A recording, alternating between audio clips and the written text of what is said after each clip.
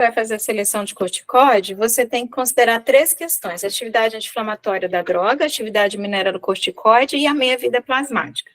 E aí nós temos essa tabela comparativa, entendeu? Nós temos os glicocorticoides de ação curta, ou seja, de 1 a 12 horas. A barra vermelha é o efeito anti-inflamatório, tá? A barra azul é o efeito retentor de sal, tá bom? Então, geralmente as reações adversas, elas estão muito diretamente relacionadas com esse efeito mineralocorticoide que a gente chama, viu? Os glicocorticoides de ação curta, a hidrocortisona, e a cortisona, elas têm praticamente o mesmo efeito anti-inflamatório e o efeito retentor de sal, bem pequeno. Quando você tem os de ação intermediária, de 12 a 36 horas, que é prednisona, prednisolona, metilprednisolona e triancinolona, você tem, eles quase todos apresentam um efeito anti-inflamatório maior, certo? E continuam com um efeito retentor de sal pequeno, tá bom? Os de ação longa, com 36 a 55 horas, como, por exemplo, betametasona e a dexametasona, o efeito anti-inflamatório é muito mais potente e o efeito retentor de sal é menor de todos, tá? E tem os mineralocorticoides, que é a fludrocortisona. Ele tem um efeito anti-inflamatório menor e o efeito retentor de sal é o maior de todos, né? E tem dexocorticosterona, desoxcorticosterona, o efeito inflamatório é pequeno e o efeito retentor de sal é maior quando comparado ao efeito inflamatório. Então, olhando assim, quais seriam as drogas, né, de melhor escolha? Os de ação intermediária e o de ação longa, né? Betametasona e dexametasona e a prednisona e prednisolona são as drogas mais utilizadas nessas condições clínicas onde você tem condição inflamatória instalada com esse componente alérgico, por exemplo, asma, uma condição inflamatória que não responde com os outros, uma condição respiratória, e aí você tem a necessidade de entrar com um glicocorticoide. Drogas de primeira escolha são essas de ação intermediária e de ação longa. Por quê? Porque eles têm um efeito anti-inflamatório alto e o efeito retentor de sal é menor, tá bom? O cortisol e a cortisona, gente, são fármacos que eles não são utilizados por propriedade anti-inflamatória. Eles não possuem propriedade anti-inflamatória. Por quê? Eles só são utilizados como terapia, entendeu? Reposição de terapia. Em virtude da atividade mineralocorticoide alta que eles têm, então eles são utilizados só para reposição hormonal, quando a pessoa tem problema no eixo, tá? Diferente da prednisona, prednisolona e metilprednisolona, tá bom? Esses três, eles são são drogas de primeira escolha para o tratamento anti-inflamatório e imunossupressor a longo prazo, tá bom?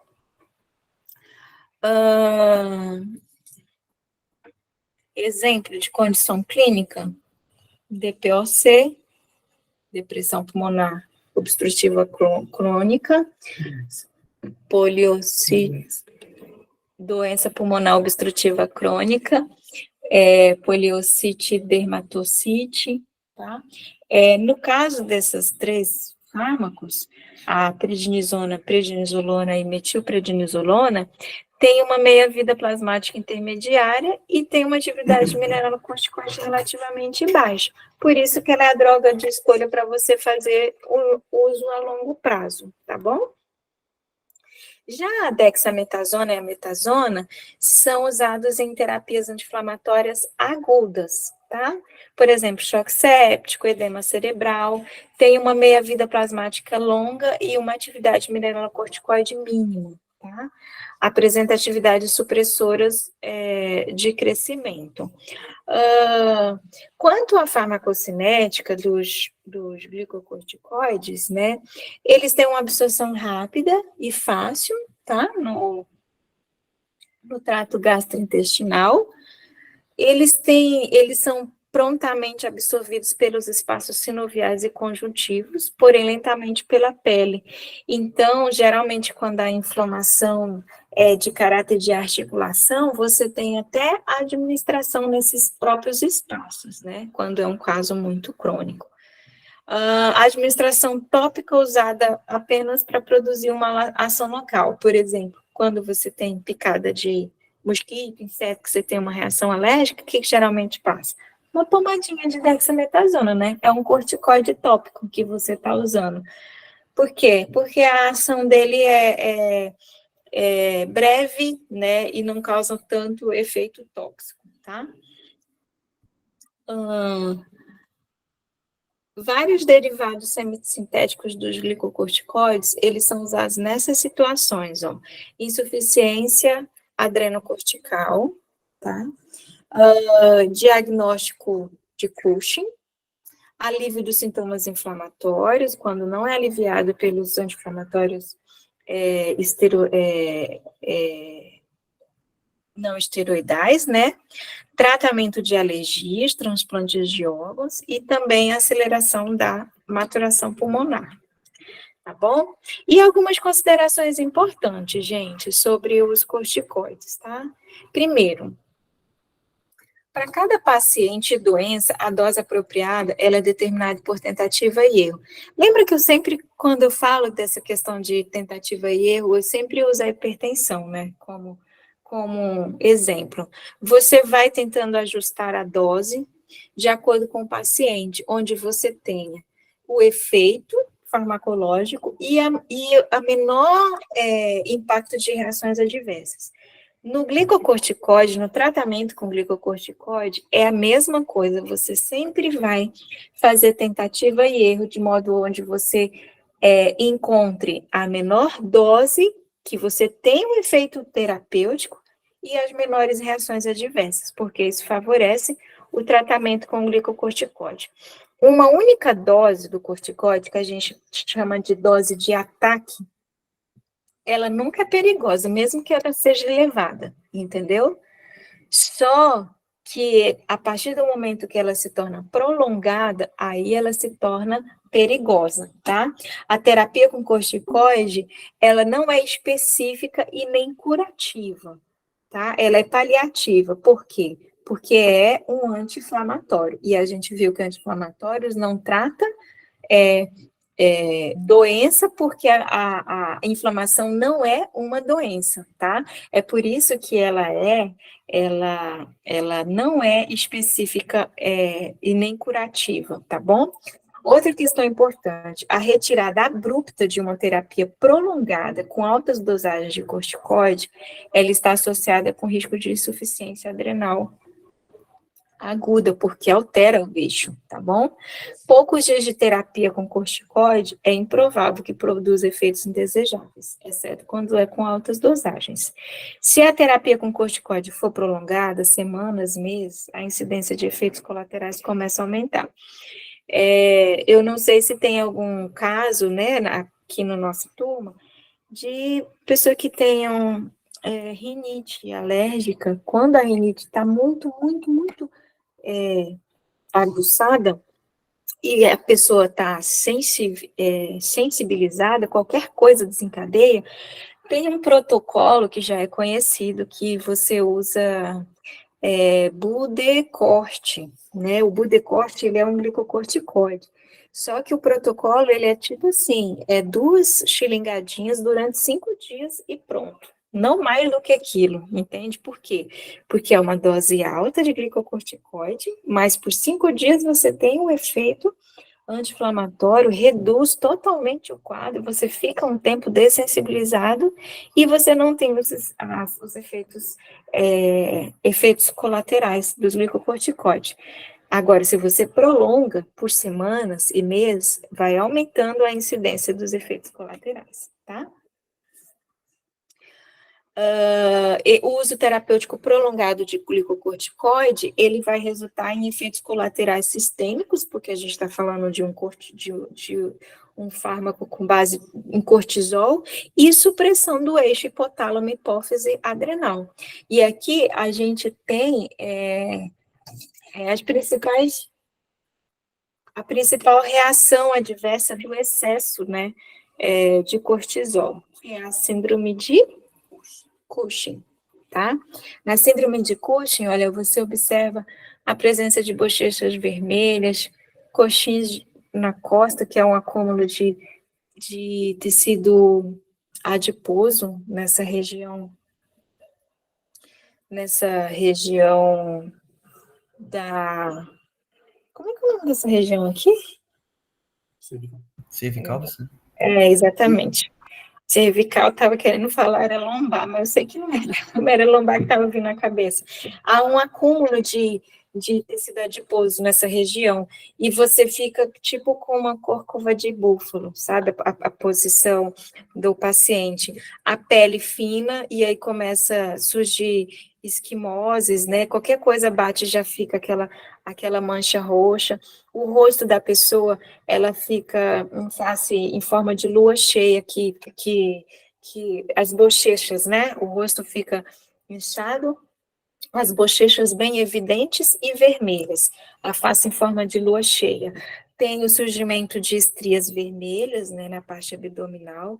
Em termos de exames, né, bioquímica, você tem a alcalose por conta da hipocalemia, abdômen em pêndulo, que é a queda do tecido adiposo, né, antebraços e pernas, eles começam a ficar finos porque você tem uma perda de massa muscular, e o problema de cicatrização nas feridas, além da osteoporose. Então, isso aqui, gente, é um paciente com síndrome de Cushing. Isso aqui é um paciente com uso prolongado de glicocorticoide. Aí você vê que os problemas renais que o Wine provoca é fichinha, entendeu? Dentro do tanto de reações que o paciente pode ter, tá bom? Qual que é o oposto, né, do excesso de cortisol? É a deficiência do cortisol, né, que pode ser provocado pela insuficiência adrenal primária ou secundária. Condições que geram insuficiência na adrenal primária, né, insuficiência adrenal primária. Doenças autoimunes, endócrinas, tuberculose e hemorragia adrenal. E insuficiência adrenal secundária, administração prolongada de glicocorticoide, porque você pode ter uma inativação do eixo, né, um bloqueio do eixo, efeito colateral do tratamento da síndrome de Cushing, tá bom? Esse aqui, ó, é o paciente com síndrome, com a doença de Addison, tá? Vitiligo, hipotensão arterial, perda de peso, anorexia, desidratação, fraqueza muscular, concentração de pigmento nos seios, concentração de pigmento nas bordas, nas dobras, né, e cicatrizes. Doença autoimune e tuberculose podem causar doença de Addison. Tá bom, gente? E aí, por fim, eu queria falar para vocês dos efeitos adversos, outros efeitos adversos. Por exemplo, os glicocorticoides, eles podem atuar no osso. O que eles fazem no osso? Aumenta a concentração de osteoclasto e reduz a produção, né? Concentração não, produção, tá? Aumenta a produção de osteoclasto e reduz o osteoblasto. E a gente sabe que os osteoclastos, eles são responsáveis pela reabsorção, né, óssea. E aí, se você tem um aumento da reabsorção óssea e você tem um quadro de osteoporose, porque você tem a redução da absorção de cálcio. Outro efeito dos glicocorticoides é sobre o metabolismo da glicose. Você tem um aumento da gliconeogênese, vocês lembram o que é a gliconeogênese? É a produção de glicose a partir do glicogênio hepático, não é? Você tem, então, um aumento da produção do glicogênio, aumento da degradação de proteína, fornecendo ao fígado aminoácidos gliconegênicos e hiperglicemia. Então, isso aqui já me leva a raciocinar que pacientes diabéticos, você já precisa ter um olhar diferente se você vai tratar a condição clínica dele com corticoide ou não. Por quê? Porque o glicocorticoide interfere diretamente no metabolismo da glicose, tá bom? O glicocorticoide e o trato gastrointestinal aumenta a secreção do ácido do estômago, provoca úlcera. Sistema nervoso central. O paciente fica com excitação, euforia, pode desenvolver depressão, distúrbio do sono, comportamento psicótico, tá? E se for em criança, altera a fisiologia do crescimento muscular e também reduz o crescimento, podendo provocar nanismo, tá? Contraindicações, então. Em condições de infecções, você não é contraindicado o tratamento com glicocorticoide, por quê? Porque você já tem um comprometimento. O glicocorticoide por si só já gera um comprometimento do sistema imunológico. Pacientes com atrofia muscular, porque o tratamento com corticoide também desencadeia atrofia muscular. Diabetes mellitus, né, por conta de alterar o metabolismo da glicose. Osteosporose, porque já provoca osteosporose. E úlcera péptica. Ok? Por fim, as diretrizes no tratamento dos glicocorticoides, eles têm dois objetivos: manutenção da potência, ou seja, o efeito anti-inflamatório, e a redução das reações adversas. Você vai pesar isso em uma balança e você vai procurar tratar o seu paciente. Professora? Eu tenho uma dúvida no slide anterior, por favor. Só vou terminar esse aqui. Então, quando você for escolher para fazer o tratamento com o seu paciente, você vai sempre colocar essas duas propriedades numa balança, avaliar o custo-benefício, de maneira que você encontre o efeito, ou seja, você mantém ali a potência, né, do efeito anti-inflamatório, e você reduza a menor dose possível para que você diminua as reações adversas, tá bom? A gente termina a aula por aqui, tá? Só vou voltar aqui para alguém. Quem que quer fazer a pergunta? É a Camila, professora. Camila. Isso. Camila. Por exemplo, uma contraindicação é a infecção, né? Mas e se eu tiver uma infecção que vai gerar inflamação, né? Aí como que eu vou agir? E não estiver pegando os AINES, né? Não, o paciente não estiver se dando bem com AINE, como é que eu posso combater essa inflamação, os efeitos inflamatórios? Você não vai usar o glicocorticoide, porque ele vai precipitar o quadro de infecção. Se você lembre-se, o glicocorticoide, ele não é um fármaco para tratar doença.